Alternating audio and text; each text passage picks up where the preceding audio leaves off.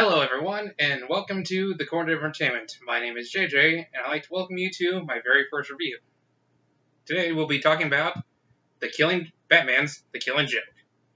I just got back from it, and it was an overall enjoyable movie. Damn it, Joker, get it right there. It was a fun movie.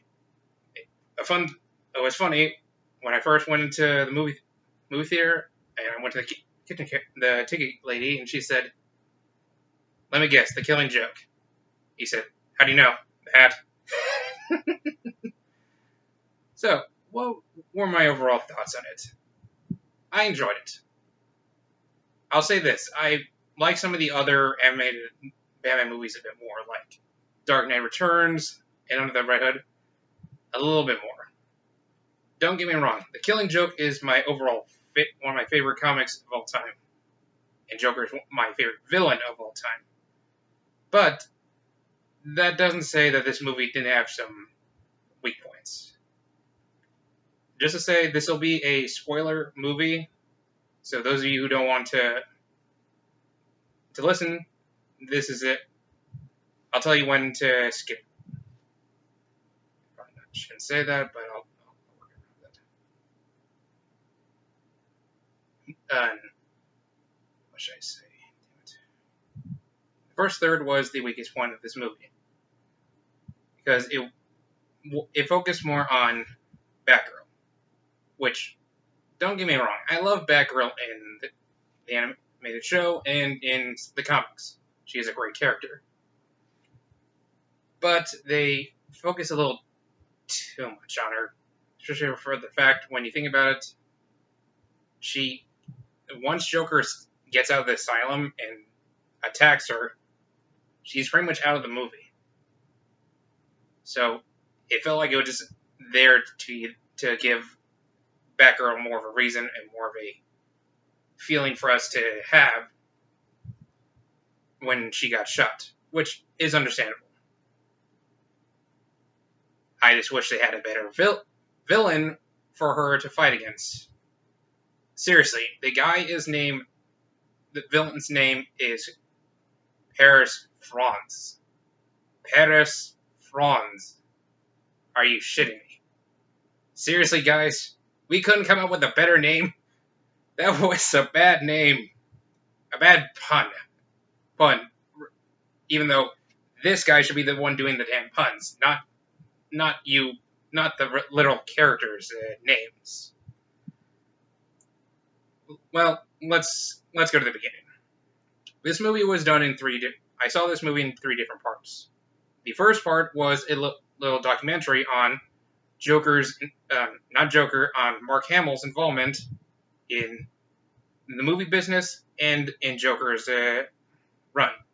I enjoyed this because it showed Hamill didn't even think he was going to become Luke Skywalker back in the day. And that back in this, when Batman the Animated Series was first being made, he didn't want to be Joker. He wanted to be like Ra's al Ghul, Hugo Strange, Harvey Dent, someone who wasn't really put in there that much. And the reason what he said was, how can I, who was seen as one of the biggest heroes of a generation, be seen as a villain? And history has told us he can do both. He is overall my favorite Joker, and no one can beat that. Although Nicholson and Heath Ledger have done well. Though, and just screwed Jared Leto as Joker. I don't care that he looks like a hot topic reject, and B, he looks like a meth addict, for God's sake. Why is there a need for that? Damn it. Screw that, Joker. Let's go back to the good thing. Now, after that, then the movie starts. It starts with Batgirl narrating about this being before the incident. And it shows that she's working with Batman to capture a criminal named Paris Franz. Again, ridiculous. But he's able to elude Batgirl not once, but twice in this movie. And he's also flirting with her, which is really... No, actually 3 times. Strike that, I forgot. He got away from her 3 times in this movie. And he just wasn't a good villain. I mean, he was interesting, but as Batman said, he was a narcissist. And that's all he was. He's a pain in the ass. That's all a pain in the ass who was showing off to Batgirl. Hell, one of the girls he hired to have sex with him, he got a pillowcase, tore eye holes in it, made ears to make it look like Batgirl, to the point it was a redhead. Really? Back to the story. So, Paris Franz is pretty much trying to steal money from his uncle, who, actually, now that I think about it, they never said his name. Because it wasn't like it was Falcone or Sionis or anyone big like that. Just some small-time guy. Though then again, they said he was a big-time criminal in the underworld. Makes you think why we didn't really get a name. Though, I'll check back later. See if there was a name. So, he shows up. Batgirl shows up and fails to catch him the first time when he's stealing a armored truck for his uncle. Then she fails again when she finds out he is in his uncle's museum, in this case, full of money, art exhibits, a lot of expensive stuff. And he takes a knockout gas from her belt. She is about to get knocked out, and Lord knows what the hell he'd do with her. But just before he does, she gets into the vault and and stays there safe until Batman arrives. Throughout this first third, Batman shows that he's both wants to protect her, but is also getting really pissed off that she's doing this stupid stuff. To the point, they start to fight each other, and then once Batgirl has him down, I'm not shitting you, they then have sex. Which, keep this in mind, I actually have no problem with this because they hinted at this a lot in the animated series, that this was happening in the 4th season. So, I had no problem with this. But this was kind of angry sex in a way. Passionate, but angry sex. But for those of you wondering, no, they didn't show a sex scene, just the start of it. So, in the end, Batman tells Batgirl to stay out of the case. Because, as he says, he doesn't want her to look into the abyss. And once, about a week or 2 after that event, Batman is on a patrol looking for Paris when he gets shot in the Batmobile by Paris. Batgirl sees the explosion from a rooftop and thinks, I need to go. So, she finds Batman, helps him stop Paris, but at the same time, she's literally beating the crap out of him, bit by bit by bit.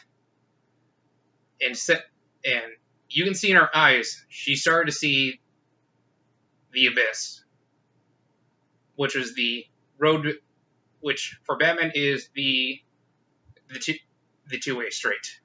You either let them the criminal live, or you let them die. And Batman struggles with that every day, but with choosing to let them live, even though he knows they can cause so much trouble. So, after the prologue, we can say, we then get into the real thing, the Killing Joke. Batman's called in by Harvey Bullock for a case, and we find four victims in a mic stand. Apparently, these are victims of that we can guess are from Joker, seeing that they all have the same forever grin from Joker's laughing gas. From here, we see that Joker did this, but there's a thing. Joker is in prison, but at the same time, this is said to be 3 years ago. Said to be possibly 3 years ago. So, Batman asks Bullock to tell Gordon to allow him to go see the Joker. When he goes there, he talks to him, saying he wants to talk, saying, I want to try to figure this out between us. Because in the end, either I'll kill you or you'll kill me.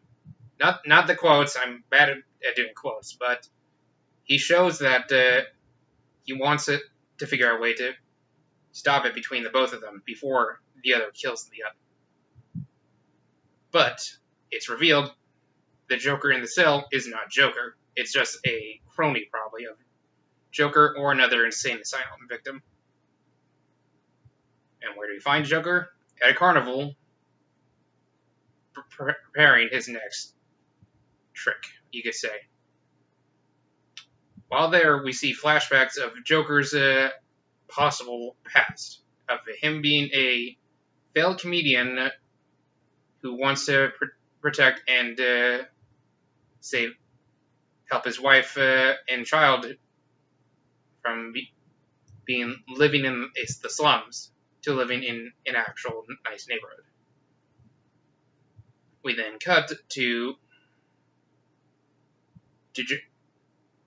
back to Gordon and Barbara just having a nice little dinner. We see it, and it's nice. It's a nice little talk between father and daughter, until we get a doorbell. And from here, we see the Joker in possibly one of the most terrifying images I have seen in both comics and in animated series. Actually, let me see if I can bring it up.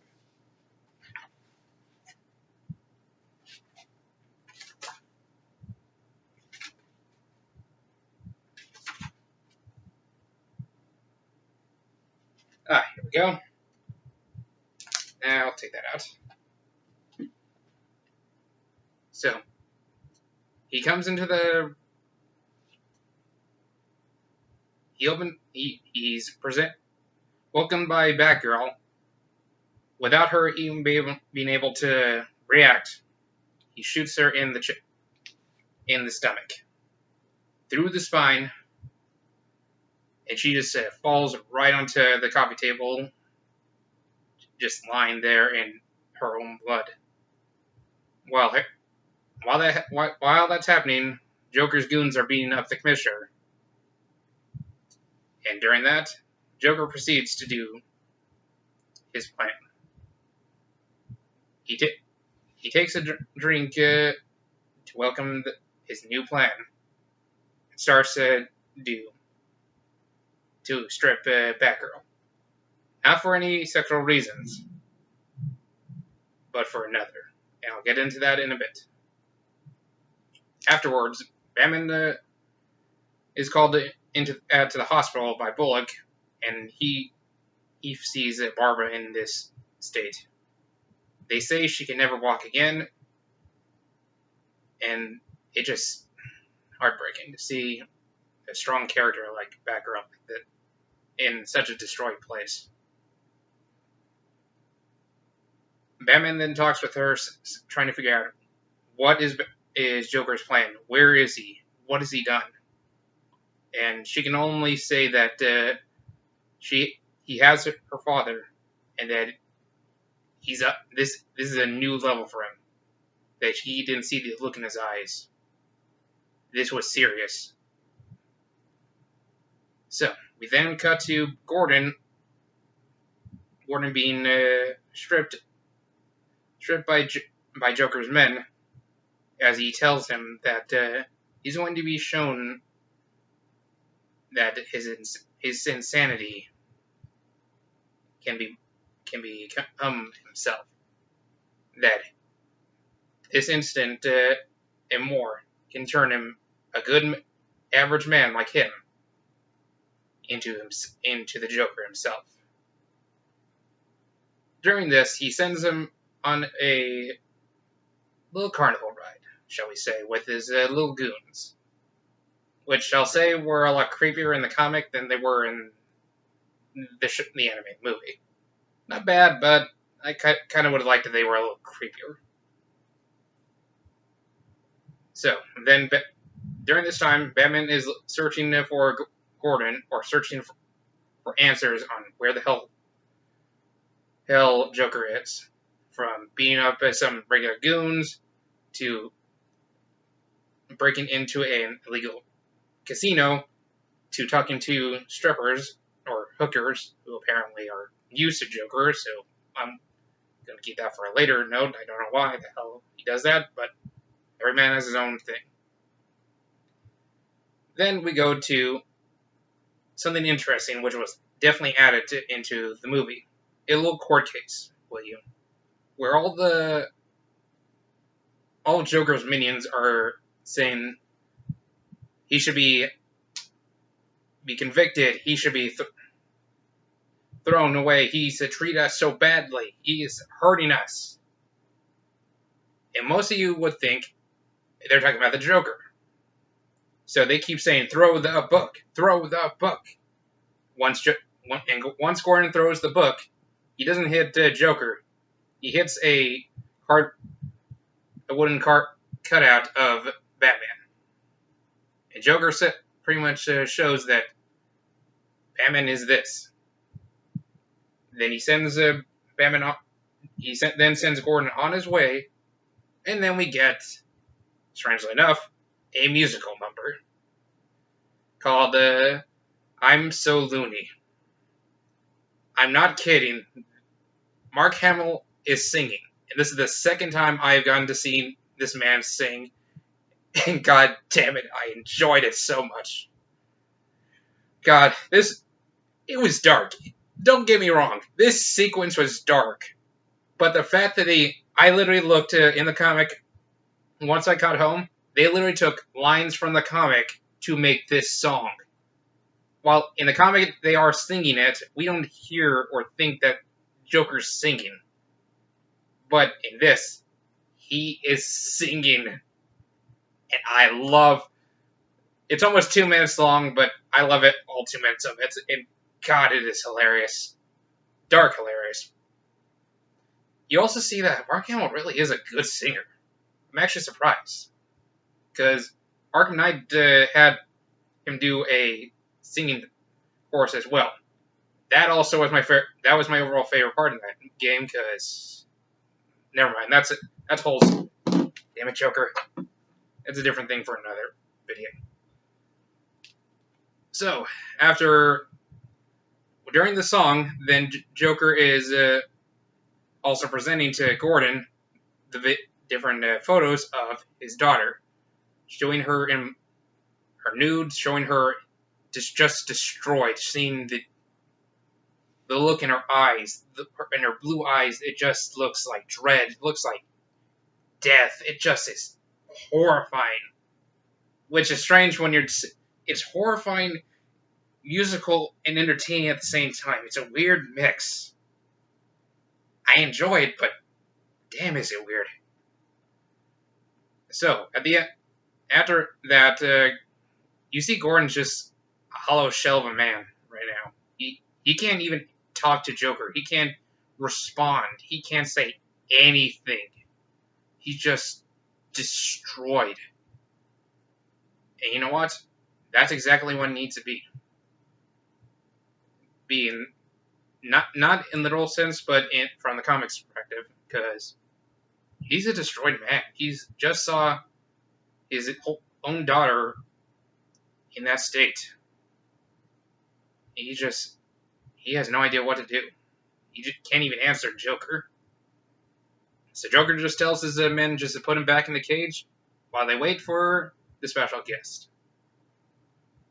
Batman's called by Bullock using the bat signal, and he gets his invitation and his ticket. Batman then heads over to the carnival, where he proceeds to fight his Joker's different goons. From a skinny guy with an axe, a two-headed lady with throwing knife skills, a big Bertha. I'll be honest, it was a big Bertha. She was fat as all hell, and a wolf, kind of a wolf man. It was an interesting fight sequence, but it was quick because in the comics it wasn't really done, so I was fine with it.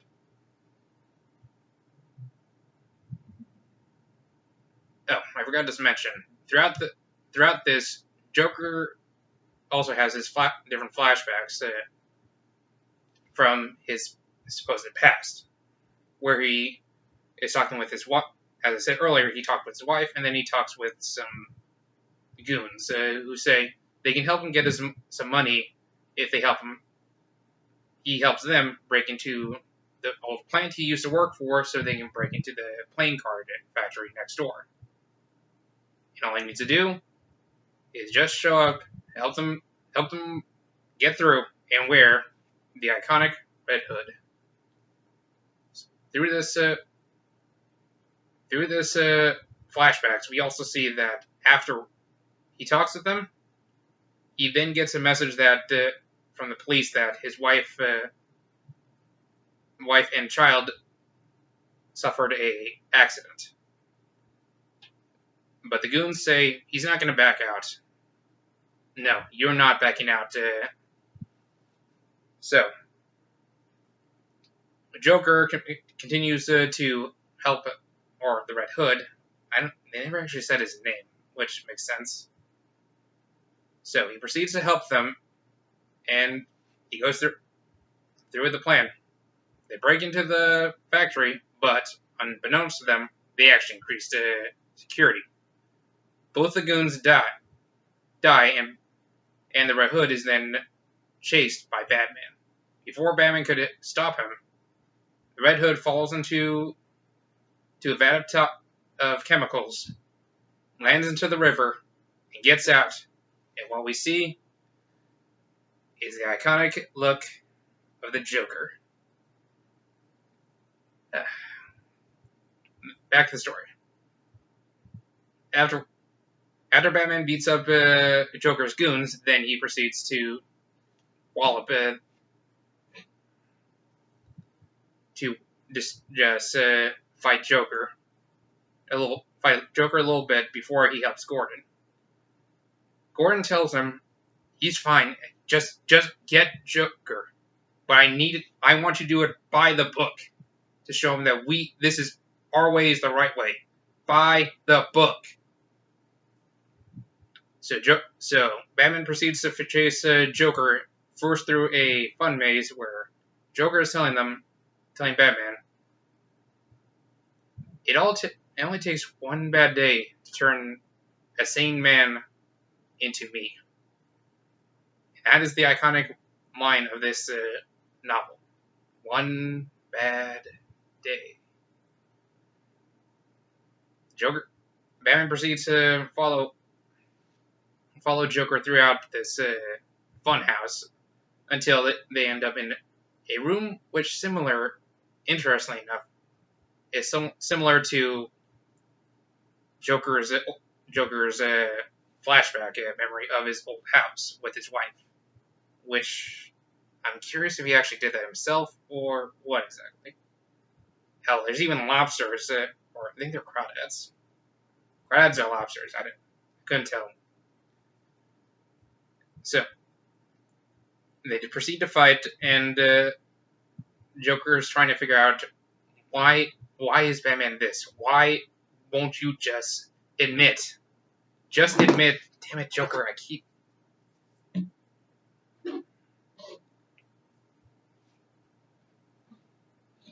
He wants Batman to admit that this is a... He wants Batman to admit this is a reality. You can't just escape. This is a reality. So, but Batman says that he's already heard that punchline. He's already heard this, more than likely from Alfred, from different psychiatrists, from a lot of people. But he knows that if he does that, he won't be himself. So, they proceed to fight. When Joker thinks he finally is about to kill him, nope, just blank. Batman then talks with Joker, trying to say, you need to stop this. We need to stop this. Because, as he said to the person in the asylum, if we don't end this, one of us is end up going to kill the other. It's either going to be you or me. He wants to help Joker. But Joker says, it's already passed. Even is way past that. Then he makes a joke, and then Joker starts to laugh, and then Batman starts to laugh. It ends with the movie ends with Batman having his hands on Joker's laugh. We hear them both, but once the panel's down, we only hear Batman's laugh, and the movie ends. Afterwards, that's the end of the movie overall, but after that, then they had a little fun documentary that I saw. It was about the music of the Killing Joke. Both the song for Joker, and also the musical score and composition that they did for the music for the movie itself. It was, like I said, this movie was overall great. I won't say it was amazing, such as the comic I've read many times, but it was still a good movie. If I had to either rank it or at least give it a grade, I would say B+, I'd say. Probably about that. Like, if I'm going for an A, I'm going to look at, like, Mask of the Phantasm or The Dark Knight Returns for a Batman animated movie. Overall, though, as I said, it was a good movie. The actors, which was, of course, Kevin Conroy as the Dark Knight and Mark Hamill as the Joker, as always, were fantastic.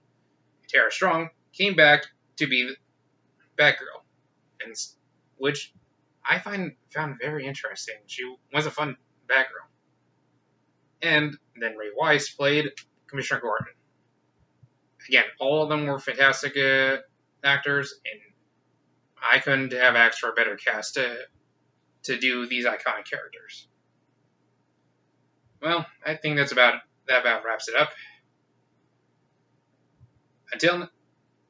This is the end of my first review, and until next time, peace out.